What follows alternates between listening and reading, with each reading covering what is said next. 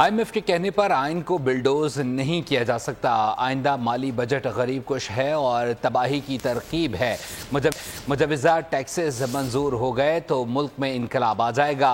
PTI senator Ali Zafar نے خیبر پختونخوا کی نمائندگی کے بغیر بجٹ کی قانونی حیثیت چیلنج کر دی۔ ایوان بالا سے خطاب میں کہا کہ جب تک سیاسی بحران ختم اور مینڈیٹ واپس نہیں ہوگا اس بجٹ کا کوئی فائدہ نہیں ہوگا۔ سیاسی و معاشی بحران کا ذمہ دار الیکشن کمیشن کو قرار دے دیا۔ IMF جو مرضی کہتی رہے لیکن 3.8 ٹریلین روپیہ اکٹھا کرنا جو کہ ریکارڈ لیول ہے جبکہ ملک ریسیشن میں ہے، یہ کوئی سینس نہیں بنتا، یہ لاجک نہیں بنتا، یہ منطق نہیں بنتا، ان ریئلسٹک ٹارگٹ ہے۔ آج تک ایسا پیسہ اکٹھا نہیں ہوا ٹیکسیشن کے ذریعے۔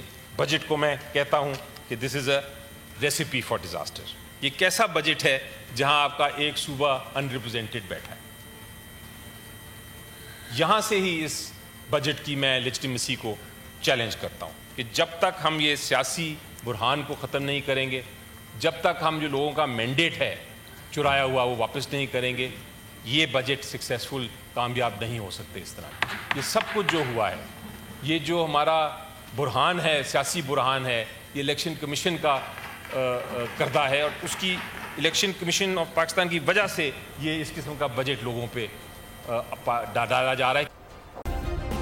سبسکرائب کریں اور بیل دبائیں تاکہ کوئی خبر رہ نہ جائے۔